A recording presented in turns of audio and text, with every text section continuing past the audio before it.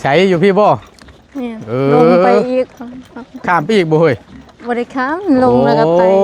โอ้ยก็บ่ไกลปานใดซะประมาณเท่าใดก็ฮอดบ่อัน100 เมตรบ่ฮู้แหละเพราะว่ามันน้ามันฝนตกตลอดท่วมหมดบ้านนี่ท่วมบ่แม่นท่วมทุกปีบ่ล่ะบ่ตกเลยล่ะเอ้ยดึกครับมันสิลอยๆอ่องล่องเราได้นี่ เฮงเด้อมึงนี่ไล่ดวดไปเผื่อเมื่อฮอดบ่ฮู้อย่าบ่เฮ้ยมันบ่เบิดบ่โอเคตายคักปันจับแล้วหน่อยเมื่อยบ่ล่ะแต่ละมื้อก็เมื่อยถ้าว่าอะไรน้ำบาดาลคงสิดีเนาะโอ้ยให้ก็อดเอาเฮาบ่มีเนาะเมื่อยก็อดเอาสู่นี่แหละเนาะโดเอาใช่มีข่าวดีมาแจ้งเด้อโดหัวละวันอยากฮู้อยู่ว่าข่าวดีหยังอยากฮู้อยากฮู้อยู่โดข่าวดีเรื่องเจ้าน้ำเด้อโดข่าวดีเรื่องเจ้าจับเบิ่งดูจักล้านนับเบิ่งไหม1 2 3 4 5 6 7 8 9 9 ล้าน5 9 ล้าน5แสนตั้งแต่เกิดมาบ่เคยจับเงินในมือจนสั่นบ่หลายบ่ล่ะโถยละเคยจับเท่าไหร่เบิดเลยที่เพิ่นร่วมบริจาครายชื่อที่เมื่อกี้นี่แหละเนี่ยลูกแล้ว5 คนทั้งพ่อกับแม่แล้วนะแล้วก็มีคือว่ามีน้องฮักแล้วชื่อสุดท้ายนะที่ร่วมสมทบก็มาหลายนี่ดีใจบ่นำดีใจเฮ็ดอะไรซั่นโดยที่บ่แม่นญาติพี่น้องแต่เพิ่นก็ยังชดเชยเนาะเอาก็ทั้งอ้ายก็ดีใจนำเด้อนี่แหละ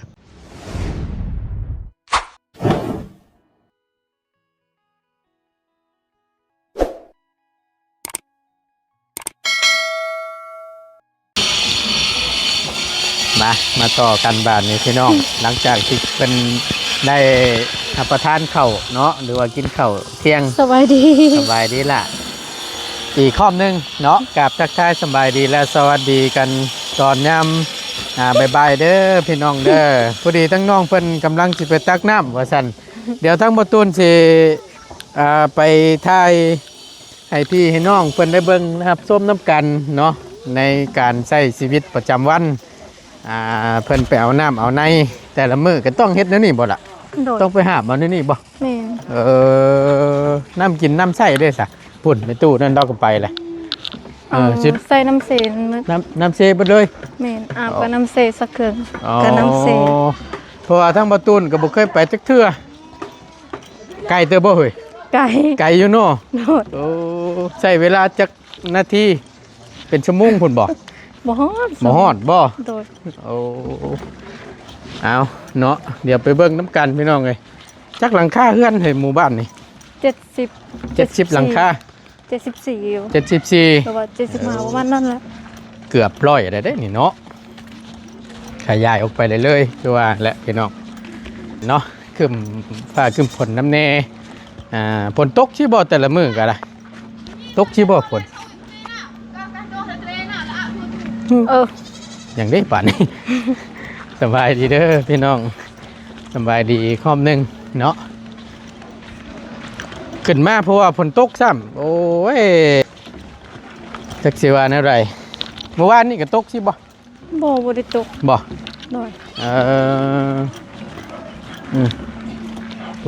เพื่อนชานล้านเป็นเพิ่นขึ้นมาพร้อมฟ้าพร้อมฝนแท้ใช่กะตื่นเช้ามืดอีกเนาะฝนสิตกเลยตื่นเช้ามาเพราะว่าฝนตกโปรยลงมาพี่น้องบ่ฮู้ว่าทางบ้านตกบ่หรือว่าจังใดขึ้นมาตอนแรงเมื่อวานนี่ทั้งบ่ตูนก็ได้มาฮอดแล้วก็พักอยู่กับอาจารย์ลาว2 คน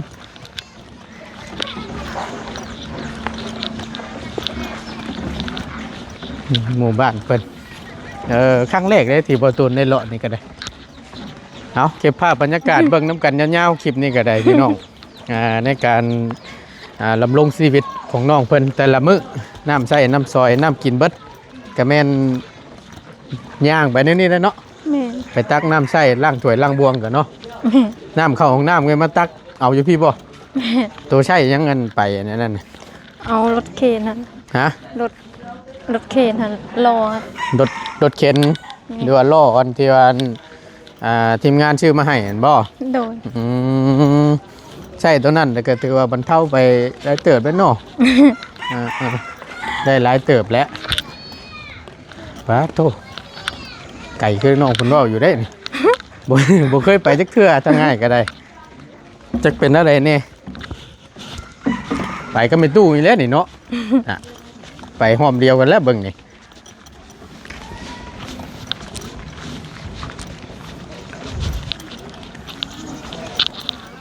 รุ่นเบิ่งแล้วมันนี่บ่ฮู้ว่าสิปิดจอบบ่เนาะ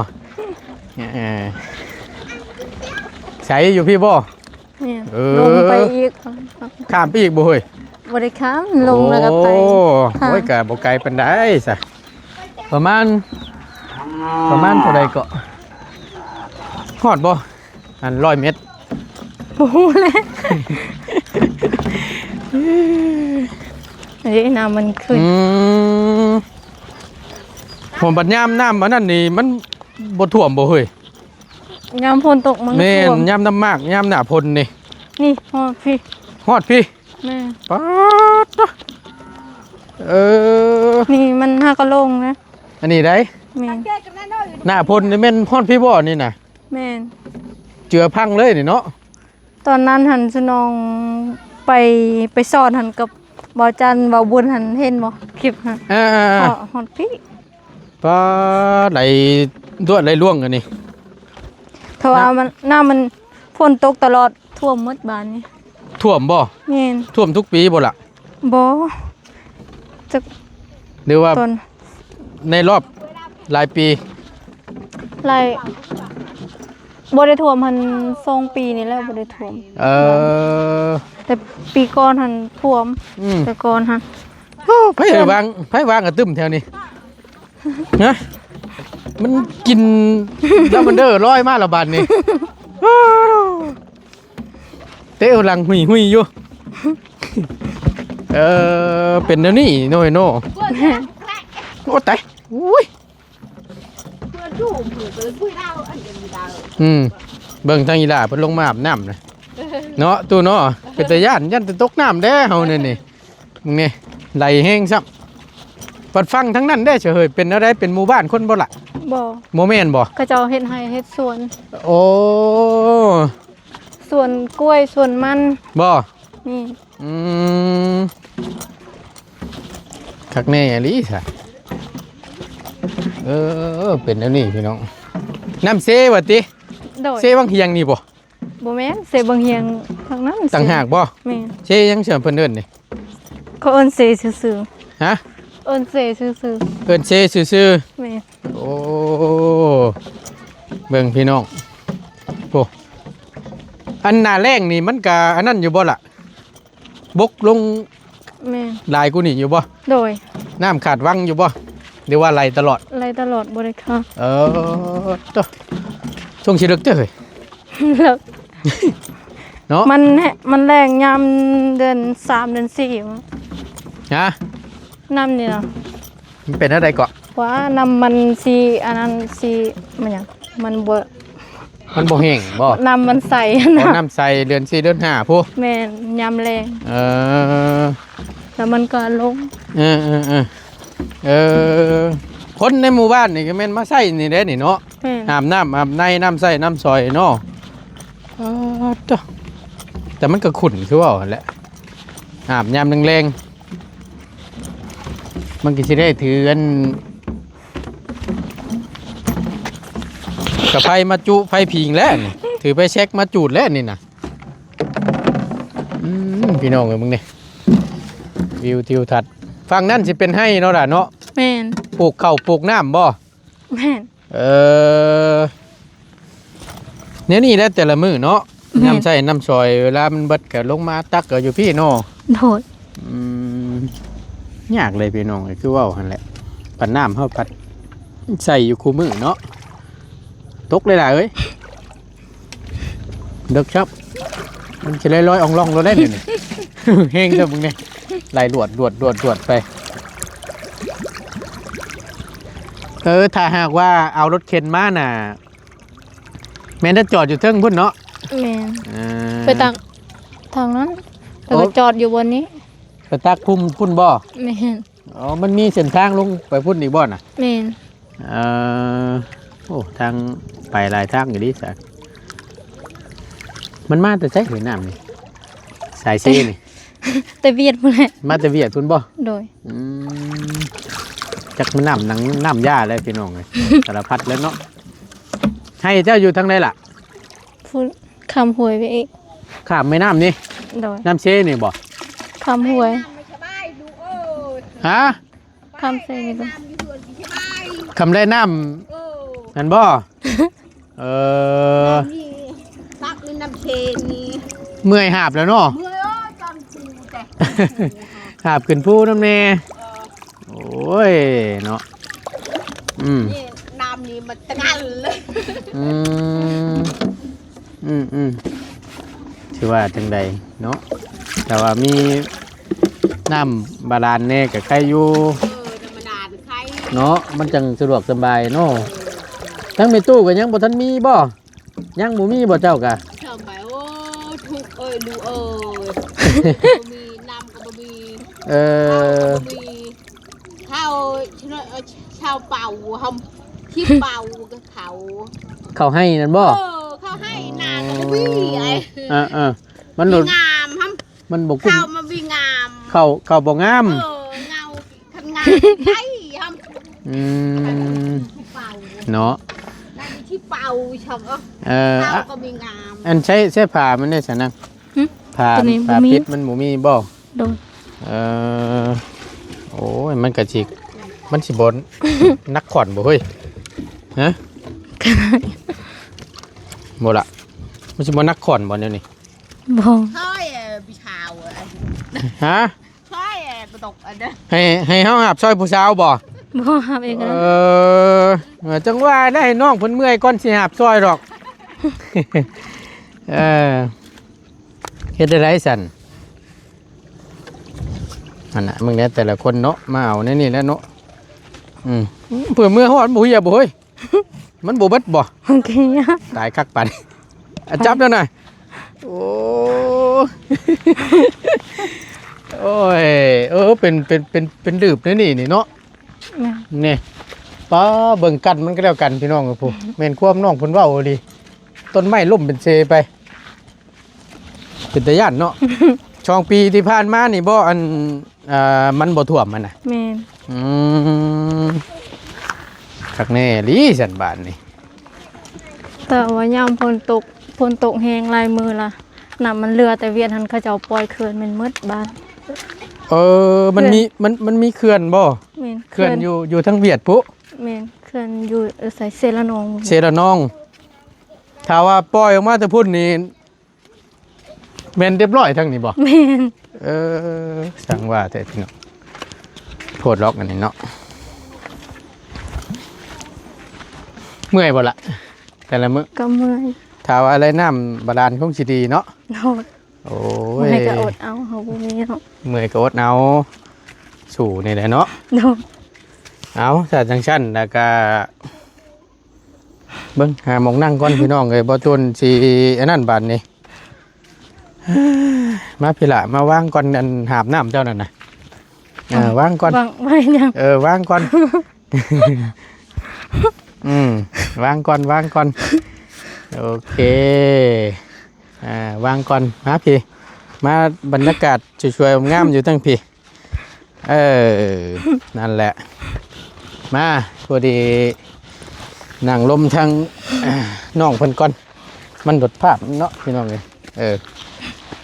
พูดแล้วล่ะเลยมันจังสีแจ้งแน่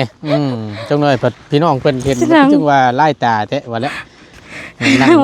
ไงหลังลูกเพ่งเนาะก็บ่ต้องไปไกลเลยเฮ้ยโอเคมามีแต่ว่าตั้งบนต้นสีคือจังซี่พี่น้อง อ๋อไปอยู่วันนี้ อยู่ใช่ละมาอยู่ใส่ก็ได้ นั่นแหละหันหลังไปพุ่นแหละ เอาให้เอาหันหลัง บ่กับบกไปไกลกันนั่นปานนั่นก็ได้ว่ากันเนาะโมเมนต์ยังยันตกน้ำน้ำพวกแห้งแหละจะเป็นโทษได้ทั้งง่ายก็ได้จ่ายได้เห็นเนาะเห็นว่าแก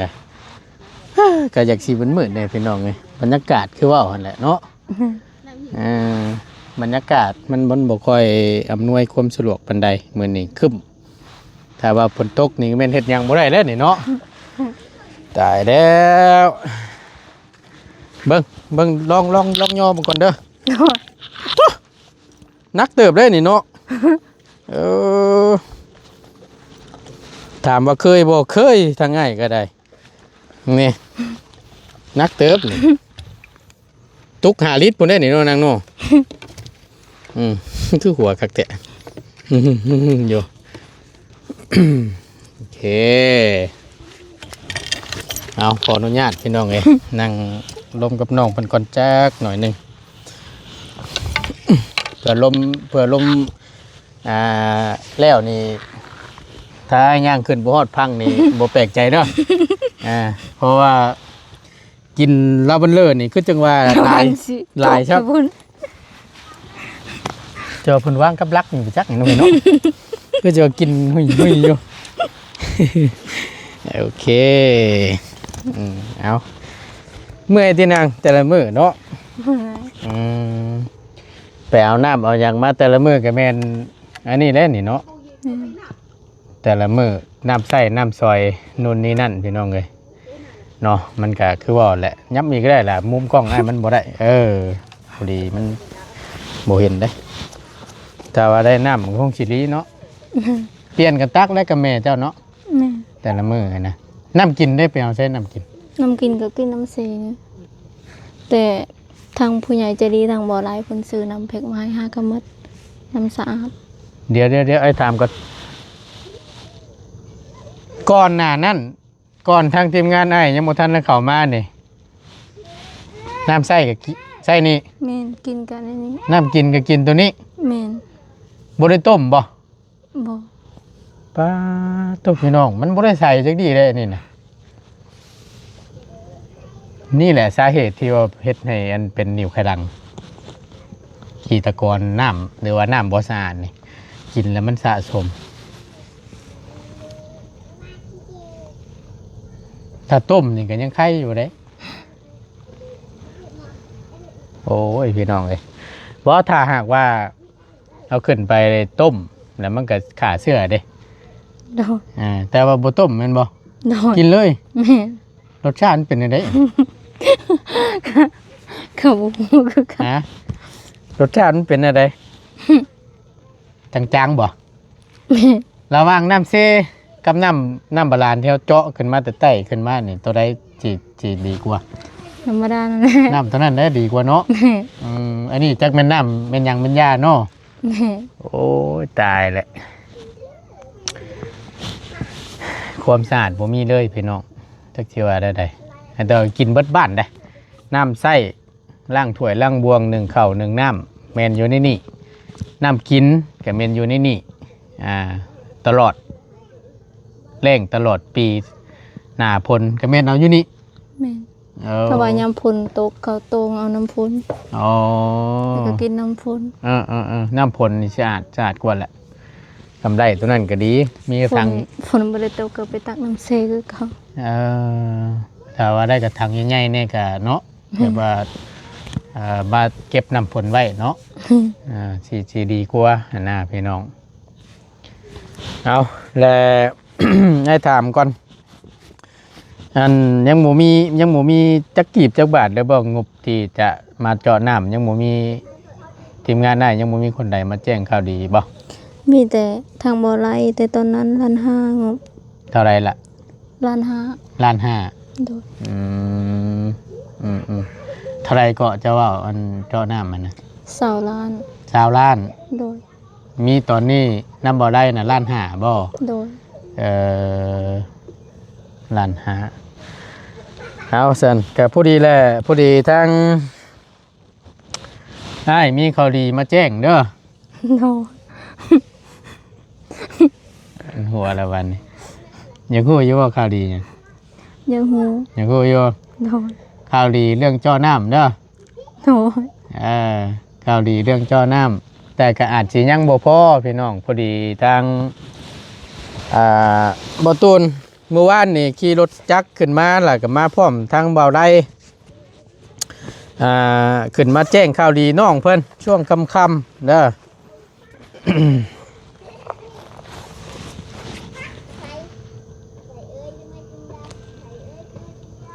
1 2 3 4 5 6 7 8 9 10นั่นแต่ว่าอันทั้งง่ายยังบ่ได้แจ้งออกพอดีทั้งพ่อกับแม่เราเนาะก็แบ่งให้บ่ตูนค่าน้ำมัน500,000ว่าซั่น1 2 3 4 5อันนี้บ่เกี่ยวเด้อตัวนี้เด้อ1 2ใช่เท่าไหร่ล่ะ1 2 3 4 5มัน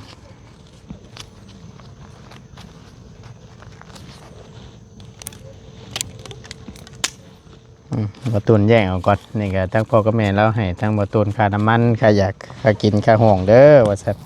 ทั้งบะตูนที่แยกก่อนเดี๋ยวมันสิลงกับของน้องเพิ่น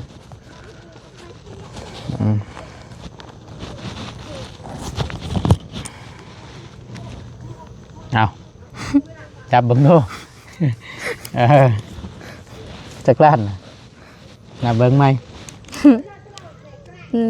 2 3 4 5 6 7 8 9 9ล้านห้า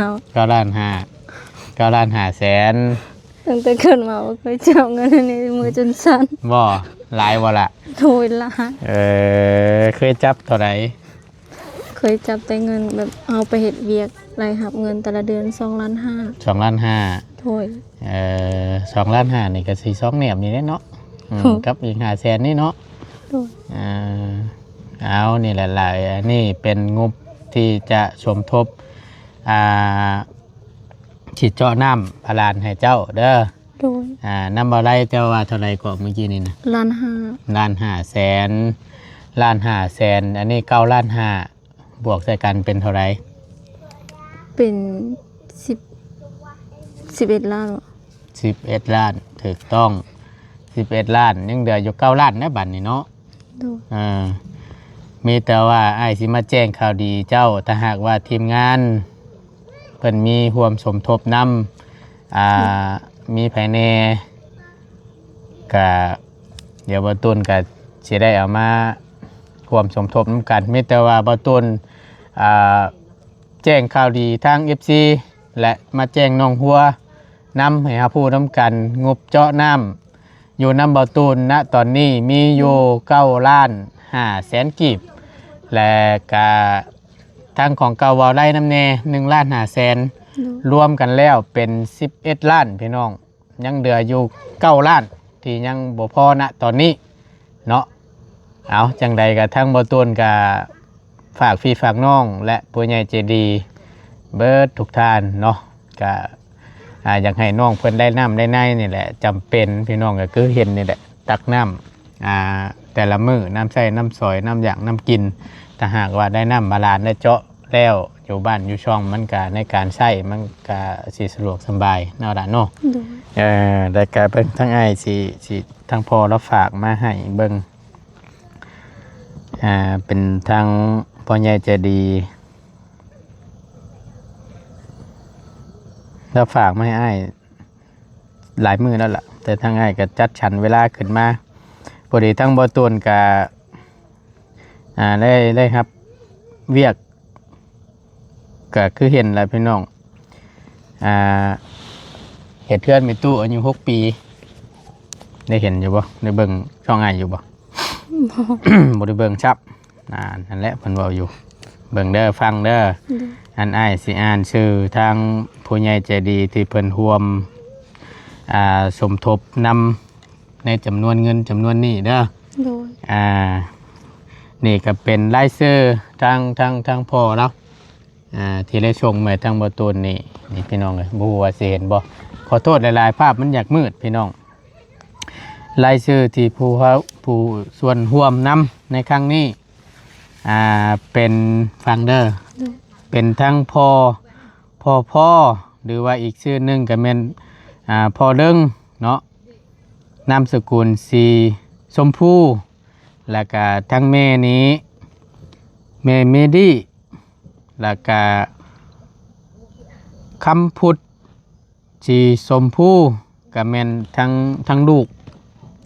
ทั้งครอบครัวของพ่อเราเนี่ยหากก็ได้คำพุทธแล้วก็พองสมุทรแล้วก็วุฒิสติแม่นบ่สติเนาะสติปเนาะสติปทานพิษกับขอโทษขออภัยหลายๆเพราะเนาะแล้วก็แก้วตาศรีวิไลแล้วก็อีกท่านหนึ่งนางแซมสุมุนทาเด้อทั้งเบิดทั้งมวลนี่ที่เพิ่นร่วมบริจาคเงินสมทบที่จะเจาะน้ำให้เจ้าในครั้งนี้นี่แหละล่ะไอ้ซื้อผู้ใหญ่เพิ่นเด้อจะอ่านหลายบ่ ชื่อบ่หมดโดเอากันนบมือล่ะกะมาอ้ายถือไว้ให้ถ่าก็ได้นบมือล่ะกะอ่านล่ะกะให้เจ้าอ่านก่อนซื้อเป็นอยู่หรอว่าอ่านเบิ่งก่อนอาจสิหลายแน่พี่น้องเนาะก็เป็นทั้งครอบครัวของพ่อแล้วทั้งลูกทั้งเต้าพ่อบ่แม่นนามสกุลเพิ่นน่ะก็สีชมหยังเบิ่งดูเรื่องสีชมพูโอเคแม่นทั้งลูกเราแล้วก็แต่ละทานอ่านไปโลดแล้วก็จังค่อยอวยพรให้ทั้งพ่อแล้วน้ำดังอ่านโลดอ่านหมดชื่อนี่บ่แม่นอ่านเบิดทุกชื่อนั่นแหละเมลี่เจมสีชมพูโดยคำพุทธสีเนี่ยอ่านออกบ่สีเนี่ยคำพุทธสีชมพูนามสกุลเดียวฟองสมุทรสีนมหรือว่าตุมอนี่ตัวเนาะสีชมพูคือกันสีชมพูแม่นนามสกุลเพิ่นนั่นแหละนี่แม่นอ่านชื่อนั่นแหละอาวุธสติปสีชมพูแก้วตาสีชมพูโดยสีวิไลสีชมพูนางเสมสุมุนทานั่นแหละแม่นถูกต้องทั้ง8ท่านนี่เป็นผู้ใหญ่ใจดีที่เพิ่นร่วมสมทบเด้อนี่แหละเงินจำนวนก้อนนี้เด้อก็มีแต่ว่าให้ทั้งน้องเด้อนบมือขอบบุญขอบคุณขอบปกขอบใจให้คำอวยพรอวยใจทางพ่อกับแม่เราในเด้อล่ะเด้อเอานั่งจับเชื้อเลยแต่หมอบตอบแข้งใช่นั่นแหละให้พรให้ใส่ทั้งพ่อกับครอบครัวเราเนี่ยแล้วก็เดี๋ยวตั้งประตูใส่เบิ้งหูบหรอกเนาะเอาอวยพรผ่านนี่แหละเอ้ยเพิ่นเบิ้งอยู่ขอบใจทั้งพ่อและแม่ผู้ใหญ่ใจดีพร้อมครอบครัวที่มอบเงินสมทบเฮ็ดนำให้ลูกขอให้สุขภาพแข็งแรงขอให้อยู่ดีมีแรงปรารถนาสิ่งใดขอให้ได้สิ่งนั้นบ่ว่าจะเฮ็ดธุรกิจหยังขอให้แฮงๆปังๆลำๆรวยๆความเจ็บอย่าได้ความไข้อย่ามีเด้อขอให้เจริญรุ่งเรืองสาธุแล้วขอบใจเว้าตูนำเด้อโดยละบ่เป็นหยังขอให้สุขภาพแข็งแรงขอให้อยู่ดีมีแรงปรารถนาสิ่งใดขอให้ได้สิ่งนั้นไปใส่มาใส่ก็ขอให้มีแต่คนหักคนแพงเด้อสาธุเอาทั้งง่ายก็ดีอกดีใจนำเด้อน้องเด้อที่มีผู้รักผู้ใหญ่เพิ่นแนมเห็นในความลำบากของเจ้าเดืองน้ำเดืองในเนาะก็มีแต่ว่าเงินจำนวนนี้เดี๋ยวไอ้สิเก็บไว้ก่อนเด้อถ้าหากว่ามีทางทีมงานทั้งง่ายเข้ามาคนใดที่เพิ่นถามเรื่องงบจอน้ำกะแมนให้บอกว่าอยู่น้ำอ้ายนี่มีอยู่9,500,000เด้อถือว่าแจ้งให้ผู้น้ำกันเพื่อผู้รักผู้ใหญ่เพิ่นได้เห็นในหลายท่านเพื่อเพิ่นช่วยกันเข้ามาคนละนิดคนละหน่อย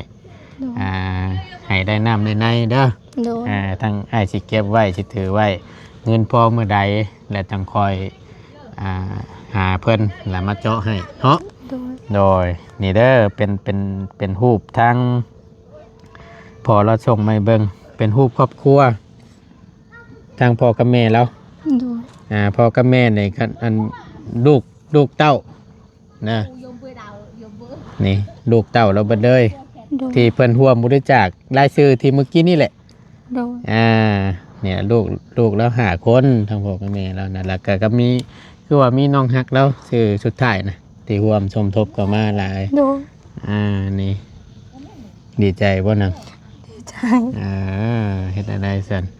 โดยที่บ่แม่นญาติพี่น้องแต่เพิ่นก็ยังชดเชยเนาะเอาก็ทั้งอ้ายก็ดีใจนำเด้อนี่แหละครอบครัวของพ่อกับแม่เราเพิ่นอยู่เวียงได้อันพ่อกับแม่แล้วตอนนี้เพิ่นมาเที่ยว โดยขอให้ครอบครัวของพ่อและแม่ขอให้สุขภาพแข็งแรงเด้อ โดยเนาะโอ้ยน้ำตาก็สิไหลน้ำทั้งอ้ายก็ได้อย่าให้โกยเอาเนาะก็มีแต่ว่าทั้งบ่ตูนก็ถือว่าได้มาแจ้งน้องเพิ่นเป็นที่เรียบร้อยแล้วเงินจำนวน9,500,000 กีบณตอนนี้อยู่น้ำอ้ายนี่เด้อ โดย อ้ายสิถือไว้ให้เด้อถ้ามีเพิ่นเพิ่มเติมมาอีกอ้ายก็สิมาแจ้งจนกว่ามันพอเด้อ โดย เอาพี่น้องเอ้ยทั้งบ่ตูนก็บ่มีหยังตอบบุญแทนคุณก็มีแต่คำอวยพรหรือใช้เนาะที่จะส่งถึงหาทั้งพ่อเนาะทั้งแม่แล้วก็ทั้งลูกทั้งพ่อกับแม่เนาะแล้วก็น้องฮักของทั้งพ่อเราเนาะก็ทั้งบ่ตูนในนามสะพานบุญก็บ่มีหยังตอบบุญแทนคุณก็มีแต่คำอวยพรหรือใช้เนาะในนามตั้งหน้าที่จะส่งถึงหาทั้งพ่อกับแม่ทั้งครอบครัวเพิ่นทุกผู้ทุกคนเนาะก็ขอให้จงอยู่ดีมีแห้งความเจ็บอย่าสูได้ความไข่อย่าสูมีเด้อทั้งพ่อกับแม่เด้อเพราะว่าเสียธุรกิจการงานใดๆขายง่ายมือยังอยู่ณตอนนี้ก็ขอให้เฮงๆปังๆล้ำๆได้ด้วยเด้อบ่ว่าสิไปใส่มาใส่ขึ้นล่องใต้ก็ขอให้เดินทางตลอดปลอดภัยให้อายุมันขวัญยืนเด้อเบิดทุกผู้ทุกคนสาธุเด้อเนาะเอาตั้งง่ายก็ดีอกดีใจน้ำเด้อน้องเด้อที่มีผู้ใหญ่เพิ่นแนมเห็นรวมแล้วกับของบ่อไร่นี่ก็แม่น11 ล้านและพี่น้องเนาะก็ยังขาดอยู่9 ล้านพี่น้องเอ้ยยังขาดอยู่9 ล้านเพราะว่าเจาะน้ำนี่มัน20 ล้านบ่ โดย 20 ล้านกีบ เห็น พี่น้อง แต่ละเฮือนเขาเจาะเสาล้านแต่น้องก็บ่ฮู้คือกัน เห็นตามแล้วเนาะคือว่าเอาหั่นแหละเอาก็มีแต่ว่าทั้งบ่ตูนเนาะก็ถือว่าเป็นอีกมื้อหนึงและมื้อนี้ก็ได้มื้องามยามดีของน้องเพิ่นได้มาแจ้งให้ครับผู้ฮอดจอดถึงเป็นที่เรียบร้อยเด้อพอเด้อเนาะผากมา2 มื้อ3 มื้อแล้วทั้งพอแล้วก็ได้ทั้งง่ายก็จัดสรรหาเวลาขึ้นมาเนื่องจากว่าเตรียมงานไว้ทั้งพุ่นน้ำแน่บ่ตูนกับแบ่งมาพี่แน่นะก็ถือว่านำโชคใหญ่มาแจ้งให้ อีกรอบหนึงเนาะ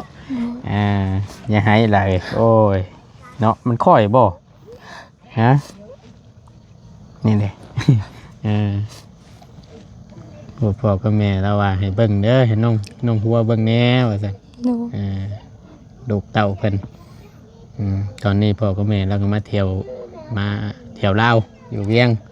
เราเป็นคนอยู่ไทยบ่ บ่ได้หลายคนลาวเฮานี่แหละ เพิ่นเฮ็ดเวียกเฮ็ดงานอยู่สหรัฐอเมริกาพุ่นอยู่ประเทศนอกพุ่นใด โดย นี่แหละทางครอบครัวเพิ่นไปบ้านนี้ซั่นทั้งง่ายก็สิได้